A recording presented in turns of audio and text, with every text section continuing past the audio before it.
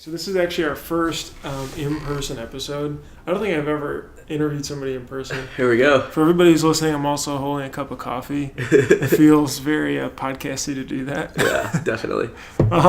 No, so this is Bruce. I'm Bruce from Printavo. And then today we are with... Steve Farag from Campus Inc. Cool. So, Steve, just like a quick sentence about you, your shop. Sure. Been in the industry for 5 years, graduated from the University of Illinois, took over a mom and pop shop and quickly scaling it across other college campuses in the country, learning a ton about screen printing, embroidery, just fascinated by the industry.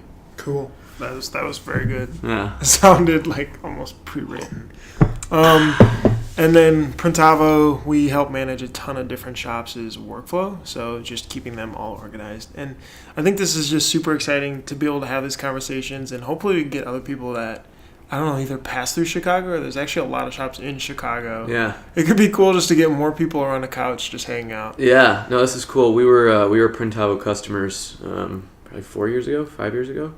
And so it's been really cool to see, one, the industry as a whole, like, growing, but two, like, seeing you and your team and like interacting with like the entire like industry, right? Yeah, so like our Facebook groups, like all the forums, like we were just at dinner last night talking about like all of our internet friends we're gonna see next week. Right. Yeah. In Long Beach. Yep. Super cool. Yeah, it's been crazy. So for the backstory that folks don't know, we both went to the University of Illinois in Champaign.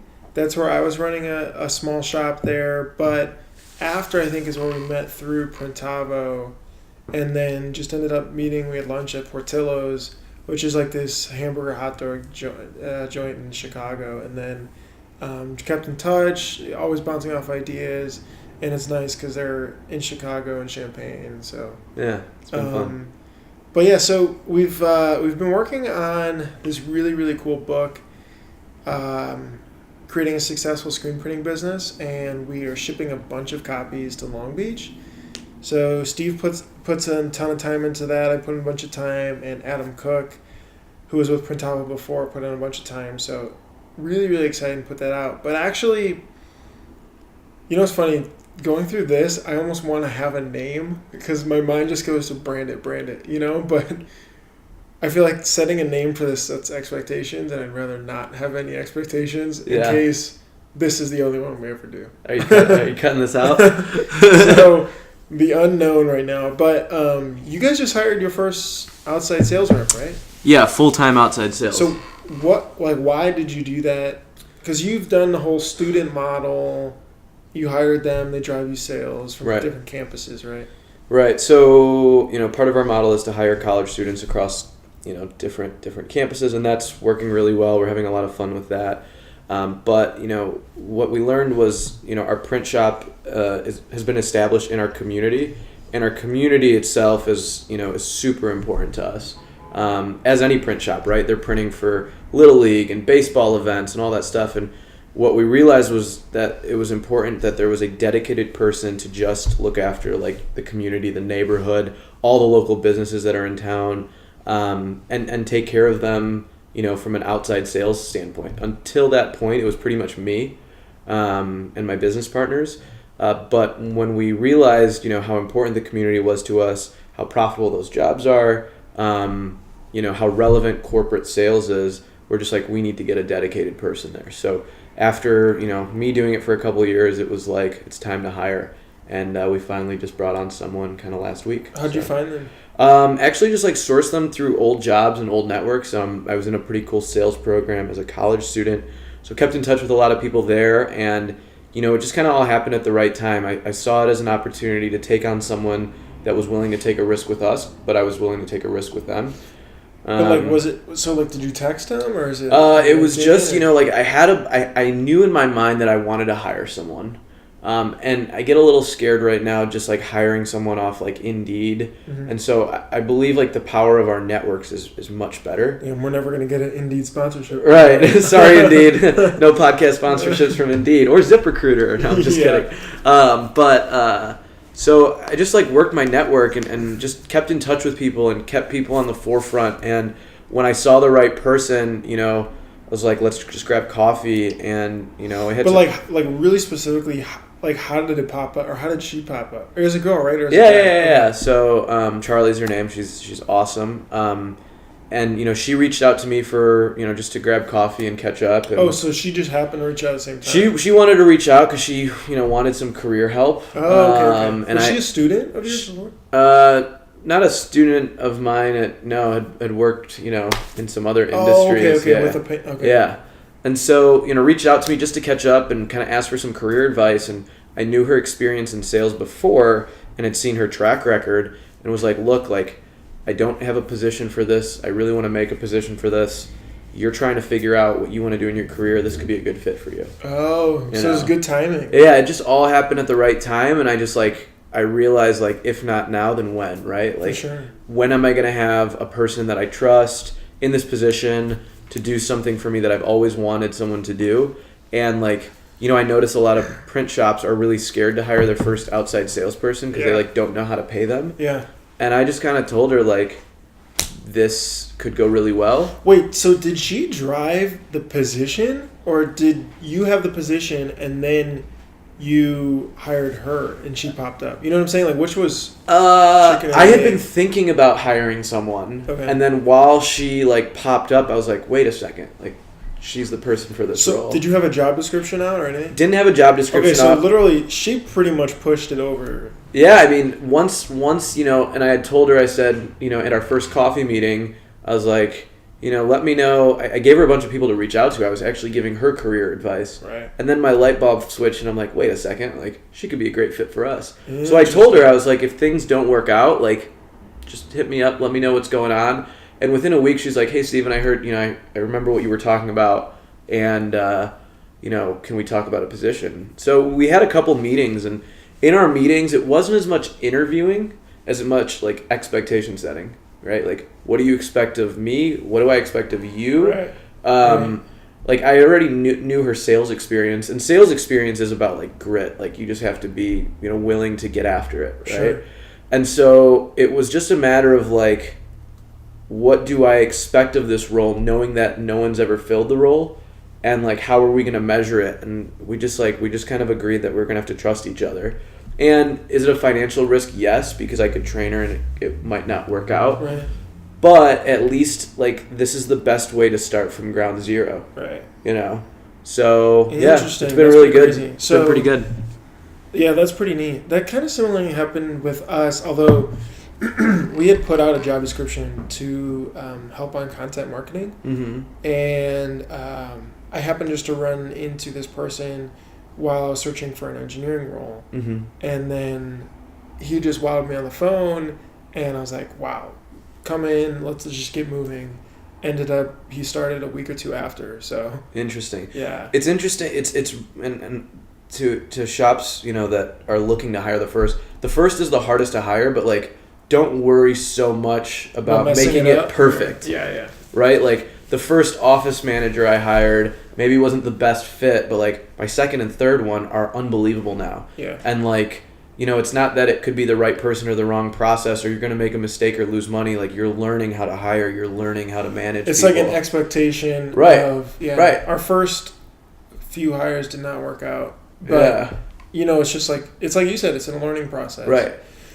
So did you put them through a training program, the same one that the students went through? So I kind of created a hybrid, and I told her, like, I need you to start in about a month because I really wanted to prep. Right. And so I gave myself 3 to 4 weeks to just, like, create a lot of content, curriculum, like, how-tos, so that her first week on the job, I was like, today you're going to train here.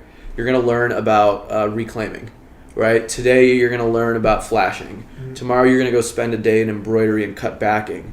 Right? Like, you have to live in our industry. She was in it. How long did that take a week? It was about, like, 3 to 4 days of, like, all right, heat seal 100 names, you know, on the back of jerseys so you know. Oh, because she's selling that. Yeah. So, like, if she's talking about, you know, selling 2-color numbers, like, I want her to understand how painful it is to do 2-color vinyl numbers. For sure. Versus, you know, 1-color numbers, right? And so if she's selling better jobs that are smarter, like, I have to spend as much time really getting her excited about the industry. Right. Right? Like, I get excited about sales because I know what we're capable of. In order for her to sell the product, she really has to believe in it. Right? That makes sense. So, how is she... without going into too much detail, but is it base plus commission? Is it all commission? Yeah, it's base plus commission. I knew that, livelihood is important, right? Mm-hmm. If I put myself in the role of like, if I was interviewing for this job, what would I expect from a company? Mm-hmm. And it was too far-fetched to say like zero base commission only, Yeah. because that's like a little uncertain, and it's as much on you as it is on them to make a sale. So I set her up with a pretty good salary. I pretty much looked at what I did in outside corporate sales personally, Mm-hmm. and created a commission structure that did that. Can you say like a rough base number? I'll put it this Or way: like a it's range, or- enough for an entry level salesperson to make a decent salary before commission. Just in the sense that I kind of asked her up front. I said, "What are your expenses? What do you need to make for the first couple months before things start to snowball?" So this was a very collaborative process. Yeah. Like even asking them what they want to make. And, Yeah, I mean, All right, I'm gonna say a number, and you say warmer. Okay. No, I mean, I put together the number that I hoped that she would make after year one, and I Right. pretty much said You like, just backed out of it. I'm gonna back it out, hope that there's incentives in place, and eventually like hope you can hit this. And I was talking to Kevin Baumgard from Hierology, and we kind of laughed at the fact that when you're hiring your first salesperson, it's important to tell them up front that this might not work the right way, but we're going to take care of you. Which gives her ownership too, into feeling that I'm building this process, I'm part of it, Right. like, and help, Right. Right. suggest back what can. Right. can And work. so, I didn't want her to not make any money while she, and I also didn't want her to sell really bad jobs, right? Because if you just pay commission only, say you pay like 20 or 30, say you pay 40% of gross profit, something wild, they could just start getting you junk jobs that you don't want, right? So I really wanted her invested into customer success as well, and just like creating a name for us in the community on a local level. So, in our weekly meetings, like part of what she does is she just goes and checks in on customers, just good in-person check-ins. She goes to the stuff. Yeah, to the store, yeah. I whatever. think just like powerful, like it means something if you go and check in on one of your customers. Like, what do you say? Hey, I was just seeing how things are going. How's business? Yeah, so like Any plans for the new I'll just year? give you an example. Like we're doing a lot of construction companies, right? They're getting ready for the spring, for the weather to turn, so they're doing all the safety yellow, all that stuff. And, obviously we're establishing screen printing, but we're really trying to push promotional products, right? That's like a great industry like Sage and ASI and all that. So a lot of what she's incentivized to do is take the screen printing customers that we currently have and also like convert them expand into the promotional business, products. yeah. So, what I did is I ordered like $3,000 of really nice promo products, really nice tumblers, ice scrapers, mouse pads, pens, whatever.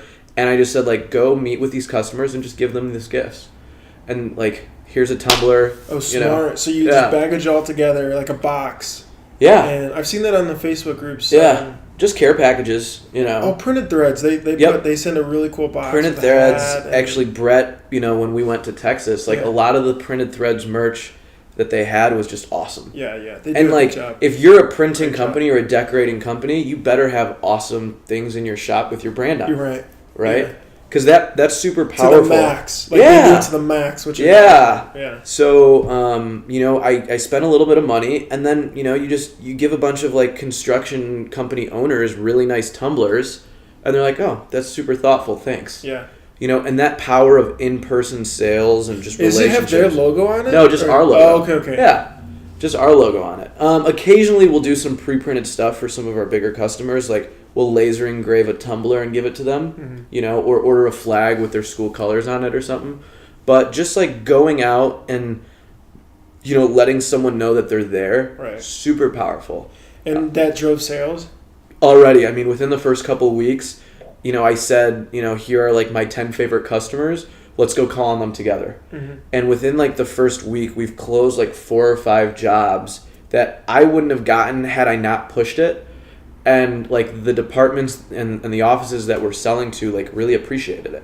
Like good sized jobs? Yeah, like 1,000-piece orders for like some bigger stuff, like Really? for promo products. awesome. Yeah. So it's a learning process, but I kind of told her up front, we're going to learn through this together.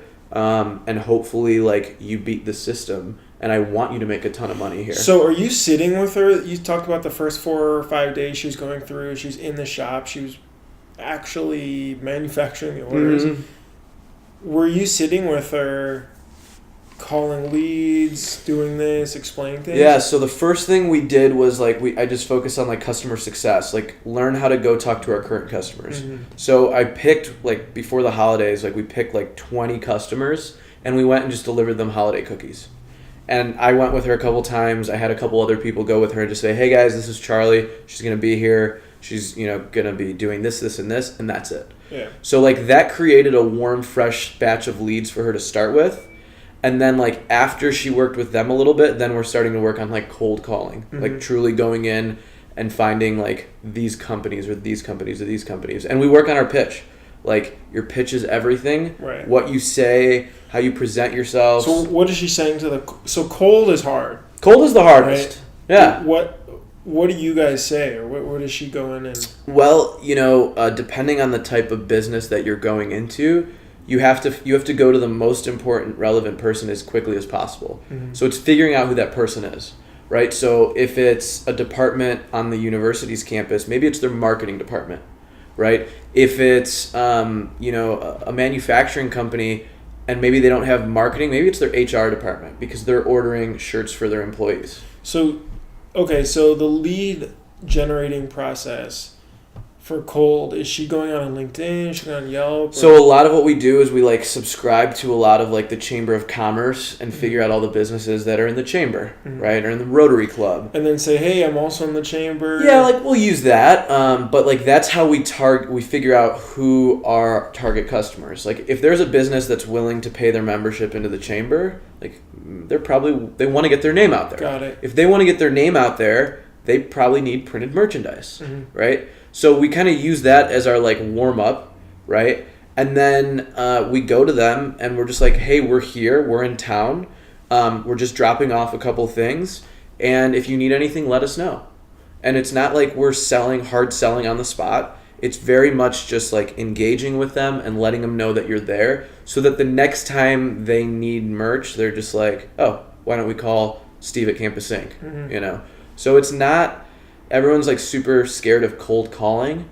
It's really just going and just like dropping things off and just like showing them that you're a good person and a good company, Just that you're there. You're not going to make the sale. You're not selling copiers or like carpet cleaners. Right, You're selling something that they're gonna need eventually, and you want to be there so that when they think printed merch, it's the nice person that stopped by our place, not 4Imprint. For sure.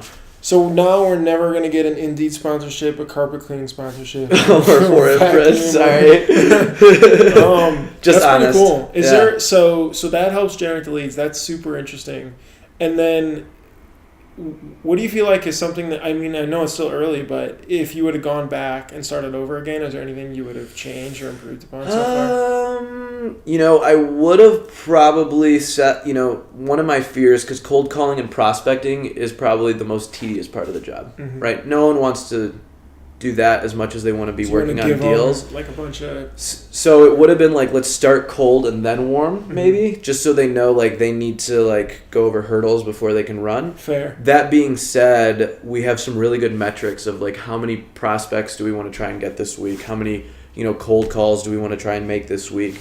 And it's just a matter of that you measure that consistently. So we just moved over to our CRM close.io and like we're in love with it because it's super easy to use and we can track all the opportunities in there. For sure. And we use that, like religiously for the first couple weeks, because after her first 2 weeks, like she's got more work for the next 3 weeks to do than like. That's amazing. You're like, we need another one. Shoot, no, it's not like we need another one, but like, okay, how do you manage that now, right?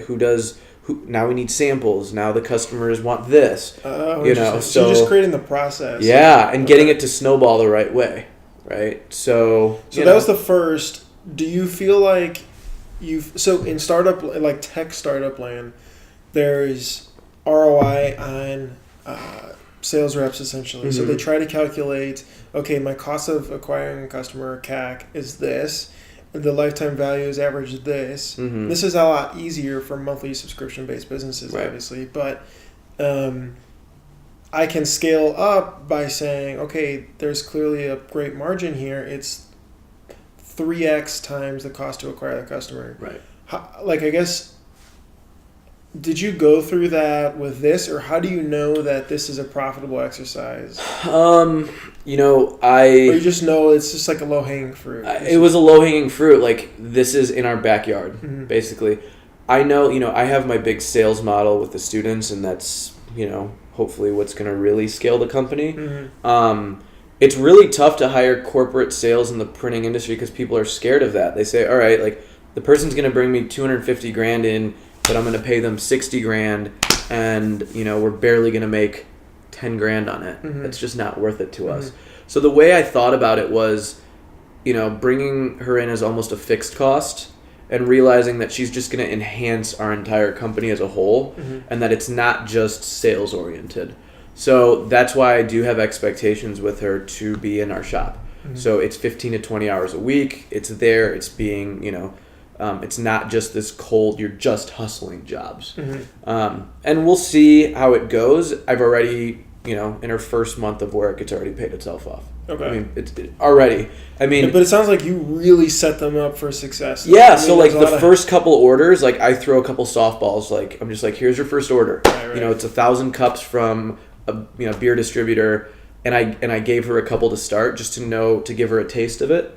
I think, as I was taught sales, I was taught really cold sales, like where I was knocking on doors in like snow to sell paint jobs. Mm-hmm. I was taught when you're teaching a salesperson, you have to show someone success before you can expect them to be successful. You literally have to do the whole process and show them the money and be like, okay, now replicate it. Sure. Right? And if you don't, as an owner, show them that and give them their first couple, then they're always like, how do I make a sale? What is it going to feel like? What does it look like? How rewarding is it? Right. So how does it flow? So you've got Close.io is your CRM, and you can call out of there and stuff. Mm-hmm. I know we use Close.io as well. How are you flowing the leads into Close? So, there's some leads that are already in there, right? So current customers that are screen printing customers, I've already loaded those in there. Okay. Right? We also have inquiries coming in from Jotform, which by using Zapier go into like Printavo and go into Close. Okay. But then if they're brand new leads that are not in our system, she's just adding them in there. Gotcha. Right? So she's like, these are the 4 places I want to meet today. I'm putting them in as leads. Gotcha. And then, she can put her notes in if she's visited them or whatnot. So Interesting. yeah. That's pretty cool. So that flows in Zapier. You set that up, and like it's just rolling. Mm-hmm. Yeah, that's really cool. And I mean, I guess I'm interested in this too because it's different than tech startup land, as you make a sale and that's cut, and you have to go back to get it. But also, a lot of people ask about how do I get more sales, and that's what they think of. I need a salesperson in the Facebook groups, and people are asking, okay, I'm behind the first, I'm behind the second. How do I make it work? And did you calculate any of this stuff in Excel as far as costs? Yeah, I mean, I pretty much, I realized that in screen printing, it's really hard because we, screen printing, we're actually manufacturing that. So the overhead there is obviously much higher than promotional products. Right? So as I kind of told her, you're going to run the promotional product side of our business because we're starting from ground zero, and as long as we're taking orders in, we're making money. On the screen printing side, her commission is much lower because that's already an established thing where there's a huge overhead associated to it. So I kind of said... So she's not as motivated anyway. Yeah, and so it's just like, okay, if you get the screen printing orders, good, but we really want you to push this. So I did a little bit of like, some basic calculations to just know if she just does this in promotional products, we'll be fine. And as long as she's doing that, we'll continue to get the screen printing orders. So, it's easy when your profit margins on promo products because it's just drop ship items. Sure. Screen printing is definitely a lot harder. And, that's where I give shops advice. It's like if you're hiring a salesperson to sell screen printing, you need to give them, you can't just give away your shop, right? So that's why I think promotional product sales is a really easy medium to compensate them. So how would you do it for screen printing? Where promo products, you can really give them some money because, like, you're not printing it, right? Where you can give them 30%, 20%, 40% of, With the job. Of the job or the gross profit. With screen printing, you don't want it to chew out of your overhead too much because you're probably on some tighter margins, right? So a $5 T-shirt, how much can you afford to give them on a $5 T-shirt? 50 cents, right? Maybe like 30 or 40 cents. So 10%. Yeah. So, it could be anywhere from 7 to 15%. Is there a way of like, did you ever look at the calculations of it, or is it just you just look at, okay, after a month? Yeah, I just kind of looked at what I could afford to do, right? Like what wouldn't hurt me. And the one thing that she does have to do is she makes her commission on gross profit. So she's vested in making the business money. If she sells jobs that are too low of profit, she's obviously not going to do well. But I can track her average cost of goods sold. And we do that with all of our students too. We keep a cost of goods sold number. We have our fixed costs of our overhead, and that pretty much gives us our profitability. Gotcha. So if the students always hit this target... How is that tracked? I pretty much have my own kind of custom built thing now. I was using Google Docs for a really long time, but I have a sales and commission tracker that uses the Printavo API to do that. That's pretty cool. I remember you showing me some of that earlier. That's super cool. Yeah, I appreciate the insight around that. I feel like, so if you had one tip for somebody trying to do this for screen printing, they want to increase sales, they don't know how to set up like base pure commission, what would you do? What would you say? I would say start with customer success. So turning your current customers into really great customers. Okay. So, you could hire a salesperson, but if you just hired someone in your shop to call and check in with all of your current customers, that right there is the first low-hanging fruit.